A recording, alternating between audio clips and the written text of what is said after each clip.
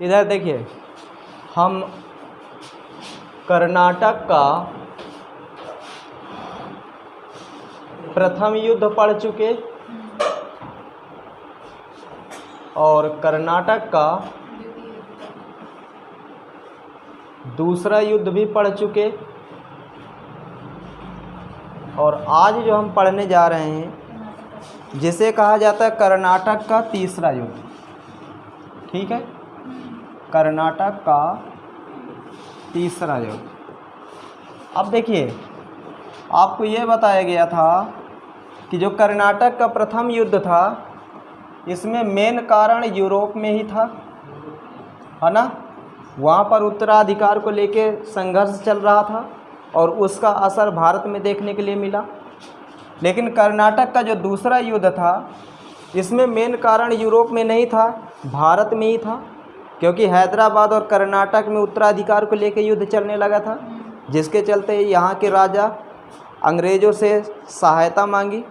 अंग्रेज़ों ने सहायता तो दिया लेकिन उसका जो रिजल्ट लास्ट में निकला वो अलग निकला। इतनी बातें बता दी गई थी।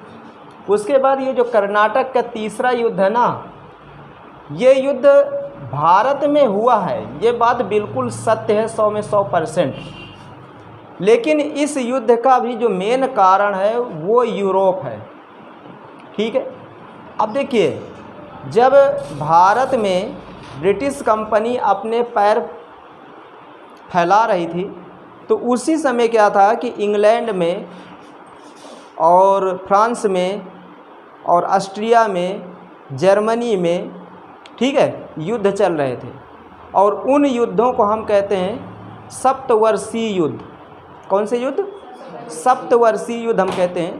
तो पूरे यूरोप में सप्तवर्षीय युद्ध चल रहा था और उस सप्तवर्षीय युद्ध का जो परिणाम निकला या रिजल्ट निकला, उसका असर जो हुआ वो भारत में भी हुआ। बात समझ में आ गई? और सप्तवर्षीय युद्ध में सबसे ज़्यादा हानि फ्रांस की होती है, इंग्लैंड की नहीं होती। सबसे ज़्यादा हानि फ्रांस की होती है। कैसे फ्रांस की हानि होती है, क्या कारण है, अब आगे हम देखते हैं। ठीक, शुरू करें। तो लेते हैं कर्नाटक का तीसरा युद्ध ना, कर्नाटक का तीसरा युद्ध। सबसे पहले तो समय जान लेते हैं। कर्नाटक का तीसरा युद्ध 1756 ईस्वी में शुरू हुआ और 1763 ईस्वी में ख़त्म होता है। बात समझ में आ रही है? 1763 से ये युद्ध शुरू होता है और 1756 से शुरू होता है और 1763 में युद्ध ख़त्म हो जाता है। और जब युद्ध ख़त्म होता है तो उसी बीच होती है एक संधि जिसे हम कहते हैं पेरिस की संधि। किसकी संधि? पेरिस की संधि। ये पेरिस की संधि क्या है ये आपको लास्ट में बताया जाएगा। पहले पूरा युद्ध देख लेते हैं, ठीक है, और उसके बाद पेरिस की संधि बताइए। सुनिए, ये आपका भारत है। ये भारत में देखा जाए हमारे दक्षिण भारत में बहुत सुंदर सुंदर राज्य हैं। वर्तमान में केरला है, ये भी बहुत सुंदर राज्य है। तमिलनाडु, इसकी सुंदरता जितनी बड़ाई की जाए उतनी कम है। आंध्रा है आपका, जिसे हम आंध्र प्रदेश कहते हैं, ये भी ठीक ठाक हमारा राज्य है। उड़ीसा, ये भी ठीक है। वेस्ट बंगाल, इसकी तो बात ही अलग है। अब सुनिए, भारत में दो आ गए थे कि नहीं आ गए थे? एक आप ब्रिटेन तो पहले से ही था कि नहीं था? ब्रिटेन जब पहले से आया था उसके बाद कौन आ गया? फ्रांस आया। तो जब फ्रांस आया तो फ्रांस कई क्षेत्रों में अपना कब्जा कर लिया था। जैसे कौन कौन से क्षेत्र थे? जैसे केरल में माहे, केरल में क्या है? माहे। तमिलनाडु के पास आपका पुदुचेरी है ना, पुदुचेरी है, ठीक। उसके बाद आंध्र प्रदेश में यनम, इसी तमिलनाडु के पास कराईकल है, कराईकल, ठीक है। आप सुनिए, तो चाहे वो यमन हो, क्या है ये? यनम, चाहे वो पुदुचेरी हो, चाहे कराईकल हो, चाहे माहे हो, इन पर पूरी तरह कब्जा फ्रांस का था। और इन्हीं पर नहीं था, हैदराबाद में भी फ्रांस का ही कब्जा था। बात समझ में आ रही? पूरा देखा जाए ये दक्षिण भारत पूरा किसके अंडर था? फ्रांस के। और ये वाला जो पूर्वी भारत था ना, जो मुख्य रूप से बंगाल, ये किसके अधीन हो गया था? तो ये ब्रिटेन के अधीन हो गया था। किसके अधीन हो गया था? ब्रिटेन के। और रमेश बात समझ में आ रही? ये ब्रिटेन के अधीन हो गया। अब इसमें क्या हुआ सुनिए ध्यान से। माहे, पुदुचेरी, कराईकल और यनम। आपको मैं जानकारी के लिए बता दूं, वर्तमान में जो माहे है ना, ये पुदुचेरी का एक ज़िला है, ठीक है। और ये जो कराईकल है ये भी पुदुचेरी का एक ज़िला है, और जो यनम है ये भी एक पुदुचेरी का ज़िला है। तो क्वेश्चन ये पूछा जाता है कि कौन सा ऐसा केंद्र शासित प्रदेश है जिसके भारत में 3 राज्यों में ज़िले हैं? बताओ। पुदुचेरी, खुद पुदुचेरी है जिसके ज़िले 3 राज्यों में हैं। माहे केरल में है, यनम आंध्र प्रदेश में, कराईकल तमिलनाडु में, और खुद पुदुचेरी कहाँ पर है? तमिलनाडु में। और इन पर पूरी तरह कब्जा किसका था? तो फ्रांस का। किसका कब्जा था?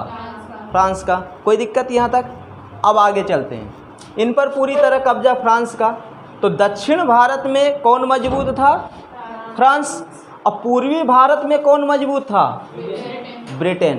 पूर्वी भारत में देखिए, जब ये युद्ध की शुरुआत होती 1756 में, तो इस युद्ध के 1 साल बाद, इस युद्ध के 1 साल बाद 1757 में प्लासी का युद्ध होता है कि नहीं होता? सिराजुद्दौला और बंगाल में होता है कि नहीं होता? तो जब 1757 में प्लासी का युद्ध होता है और 1757 के प्लासी के युद्ध में सिराजुद्दौला की हार हो जाती है, और जब हार हो जाती है तो इसमें अंग्रेज़ों, जो ब्रिटेन था, वो क्या मजबूती के साथ बंगाल में अपना शासन करने लगता है कि नहीं करने? बंगाल को खूब लूटता है। लेकिन ये जो युद्ध की शुरुआत होती है 1756 से, तो क्या भारत में ही 1756 से शुरुआत हो गई थी? नहीं, भारत में नहीं होती। ये 1756 से कहाँ तुम्हारा सप्तवर्षीय युद्ध कहाँ चल रहा था? यूरोप में चल रहा था। उसका असर भारत में दिख रहा था। इतनी बात समझ में आ गई? अब देखिए, जब यूरोप में सप्तवर्षीय युद्ध चल रहा था तो उसकी भी कहानी सुन लो। जो तुम्हारा ब्रिटेन था, कौन? ब्रिटेन, ये प्रसा का साथ दे रहा था। और जो तुम्हारा फ्रांस था, ये तुम्हारा किसका साथ दे रहा था? ऑस्ट्रिया का। किसका? ऑस्ट्रिया का। अब देखिए, ब्रिटेन प्रसा का साथ दे रहा था और फ्रांस किसका साथ दे रहा था? ऑस्ट्रिया का। प्रसा जानते हो? तुम्हारा जो जर्मनी है, कौन सा देश? जर्मनी। जर्मनी को पहले प्रसा के नाम से जाना जाता है। आज भी आप हाई स्कूल की सामाजिक विज्ञान पढ़ना, तो उसमें जो पहला लेसन है ना, उसमें प्रसा कई बार यूज हो, प्रसा शब्द। तो कुछ लोग कहते हैं प्रसा राजा को, प्रशासन को, ऐसा नहीं। प्रसा किसका पुराना नाम है? जर्मनी का। इतनी बात याद रखना। तो ब्रिटेन किसका साथ दे रहा था? प्रसा का। और फ्रांस किसका साथ दे रहा था? ऑस्ट्रिया का। अब बस यही इनसे गलती हो गई। यहाँ पर भी उत्तराधिकार को लेके ही युद्ध हो रहा था, एक दूसरे के लोग हेल्प कर रहे थे, ठीक है, क्योंकि उस समय ब्रिटेन और फ्रांस बहुत बड़ी शक्ति थी, लेकिन ब्रिटेन के आगे फ्रांस की नहीं चलती थी। ये भी बात बिल्कुल सत्य है। अब आगे चलते हैं। जब ये कहानी यहाँ पर चल रही थी तो ब्रिटेन तो अपने शक्तियों को ज़्यादा नहीं दिखा रहा था, क्योंकि दक्षिण भारत में ब्रिटेन पूरी तरह हार गया था फ्रांस से। अब क्या हुआ, भारत से जो डुप्ले था ना, वो चला गया था। जब भारत से डुप्ले चला गया तो वहाँ से जिसे भेजा गया लाली को, क्राउन लाली, बात समझे? वो एक गवर्नर था फ्रांसीसी, उसे वहाँ से फ्रांस से भारत भेजा गया। और जब वो फ्रांस से भारत इसलिए भेजा गया कि आप जाओ और पूरे बंगाल सहित फ्रांस के मिला लो। कहने का अर्थ है दक्षिण भारत में तो हमारा पूरा कब्जा है ही है, ये बंगाल में नहीं है। तो जब बंगाल में नहीं है तो तुम्हारा मेन मकसद है बंगाल को भी किस में मिलाना है? ये दक्षिण भारत का जितना भी क्षेत्र हम लोग जीते हैं, इसी में बंगाल को मिला देना है। लाली को ये कहकर वहाँ से भेजा गया। कहाँ से? फ्रांस से। जब फ्रांस से भेजा गया लाली को, तो भैया लाली आया। अब देखिए लाली आया और लाली तुरंत हमला किया, तुरंत किया, एक मतलब वेट नहीं किया। और लाली ने तुरंत हमला कहाँ किया? मद्रास। कहाँ पर किया? मद्रास में। जब मद्रास में लाली ने हमला किया, लाली युद्ध जीत गया। जब लाली युद्ध जीत गया तो फ्रांस और ज़्यादा खुश हुआ कि नहीं अब भी दम है। लाली के पीछे दुनिया भाग चलती है। लाली ने कहा यार नहीं, मुझ में अभी दम है। समझ रहे? राम वो क्या बोलते, रामलीला का नाम आता है, नौटंकियाँ होती हैं गाँव में। जो स्टेट डांसर होती है वो जब लाली लगा के आती है तो बुढ़ावा तक नाच देखने के लिए भागने लगते हैं। अब वो तो लाली कहाँ से आया है। अब भैया लाली आया, मद्रास को जीत लिया। जब मद्रास को जीता तो ब्रिटेन का दिमाग खराब। ब्रिटेन ने कहा यार ये लफड़ा कर रहा लाली, एक काम करो इस लाली को काली बनाओ। बस है। उसके बाद धीरे धीरे कई जगह पुदुचेरी पर हमला किया, कराईकल पर किया, कई जगह किया। और लास्ट में क्या हुआ? केवल यही युद्ध जीत पाया था लाली, बाकी सारी युद्ध लाली हार गया। जब लाली सारे युद्ध हार गया तो लास्ट में जो युद्ध होना था वो युद्ध होना था 1760 को। बात समझ में? कब होना था? 1760 को। और वो युद्ध बताया गया कि वो युद्ध होगा कर्नाटक में। कहाँ पर होगा? कर्नाटक में। लेकिन कर्नाटक में कैसे होगा ये भी जान लीजिए, क्योंकि उस समय कर्नाटक का क्षेत्र तो बहुत कम हो गया था, बहुत क्षेत्र कम हो गया था। तो देखिए ये तुम्हारा कर्नाटक और ये तुम्हारा तमिलनाडु, इन दोनों आज दोनों अलग अलग राज्य है ना, तो इन दोनों राज्यों के बीच में एक जगह है, उसी को हम कहते हैं वाडीवास। क्या कहते हैं? वाडीवास। तो वाडीवास एक मैदान है।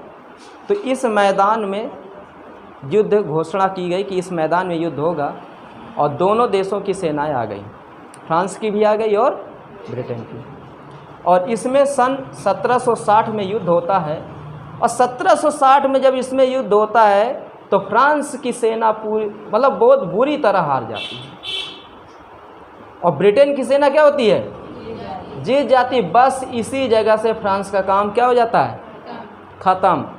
और जब फ्रांस का काम ख़त्म हो जाता है और धीरे धीरे ये युद्ध समाप्ति की ओर जाता है, और पूरे पूर्वोत्तर भारत और दक्षिण भारत में किसका कब्जा हो जाता है? ब्रिटेन का कब्जा हो जाता है। जब ब्रिटेन का कब्जा होता है तब जाके वहाँ पर फ्रांस की राजधानी वर्तमान में कौन सा शहर है? पेरिस। और पेरिस में जाके एक संधि होती है जिसे हम कहते हैं पेरिस की संधि। कौन सी संधि? पेरिस की संधि होती है। और पेरिस के संधि में ब्रिटेन साफ कह देता है फ्रांस से कि देखिए मैं तुम्हें कुछ रूल नियम बता रहा हूँ इस संधि के। पहला रूल नियम ये है कि तुम भारत में अपनी सेना नहीं रखोगे। क्या नहीं रखोगे? सेना। और दूसरा नियम यह है कि तुम भारत में केवल व्यापार करोगे। क्या करोगे? व्यापार। तुम भारत में बस्तियां बना सकते हो, बस्ती। बात समझ में? उसके बाद तुम्हारे अंडर जितने भी राज्य थे, चाहे वो हैदराबाद रहा हो, चाहे वो मद्रास रहा हो, चाहे वो यनम रहा हो, चाहे वो कराईकल रहा हो, और चाहे वो पुदुचेरी रहा हो। बात समझ में? पुदुचेरी, चाहे वो माहे रहा हो, इन पर पूरी तरह कब्जा किसका रहेगा? तो ब्रिटेन का रहेगा। किसका रहेगा? ब्रिटेन का। हाँ, तुम्हें अगर कोई दिक्कत है तो तुम हमारी सेना यूज कर सकते हो। कोई लोकल राजा अगर तुम्हें परेशान करता है तो तुम हमारी सेना यूज कर सकते हो, लेकिन तुम अपनी खुद की सेना नहीं रखोगे। ब्रिटेन ने साफ कह दिया। जब ब्रिटेन ने ये बात कहा तो अब भैया जीता जिताया हुआ क्षेत्र चला गया तो गुस्सा तो सबको लगेगी ना। पूरे फ्रांस के जो लोग थे लाली को बहुत गाली दिए थे, कह रहे थे अगर डुप्ले होता ना तो कुछ रिजल्ट अलग निकलता, लेकिन ये लाली गया, लाली पूरा लाली लगा के पूरा लाली कर दिया सबको। ठीक है। और इस तरह कर्नाटक का तृतीय युद्ध समाप्त हो जाता है। और बस इसी युद्ध से जो तुम्हारा ब्रिटेन होता है, भारत में ब्रिटेन की जो शक्ति होती और ज़्यादा मजबूत हो जाती है। बात समझे? क्योंकि ब्रिटेन को अच्छी तरह ये पता था कि मेरे सामने अगर कोई टिक सकता है तो फ्रांस ही है, लेकिन अब फ्रांस भी चित्त, और जब फ्रांस चित्त हो गया तो अब उसको कौन हराने वाला है? कोई हराने वाला है क्या? भारत में कोई दमदार शासक था नहीं कि थे, और ऐसे में कर्नाटका का तुम्हारा तीसरा युद्ध ख़त्म हो जाता। बात समझोगे? हाँ, इसके पहले एक युद्ध और हुआ था जिसे हम कहते हैं प्लासी का युद्ध। कौन सा युद्ध? प्लासी का युद्ध। तो देखिए, प्लासी का युद्ध मैं पढ़ा चुका हूँ, प्लासी का युद्ध मैं पढ़ा चुका हूँ। और किसी दिन आपको जो लोग प्लासी का युद्ध नहीं पढ़ें वो पहले जाके यूट्यूब पर वीडियो देखेंगे प्लासी का युद्ध का, और प्लासी का युद्ध का वीडियो देखने के बाद फिर मुझसे बात करेंगे। जो डाउट हो मैं फिर उन्हें बता दूंगा कि हाँ नहीं क्या है। बात समझ में आ गई? वीडियो पहले देखना, क्योंकि यूट्यूब पर पड़ा है इस चैनल पर, और फिर उसके बाद फिर हमसे बात करना कि नहीं ये डाउट है, हमें ये समझ में नहीं, मैं आपको बता दूंगा, कोई दिक्कत नहीं होगी। ठीक, आप इतना काम कर लेना। ठीक है, अब हमारी क्लास चलेगी ज्योग्राफी की, और ज्योग्राफी में शुरू करते हैं।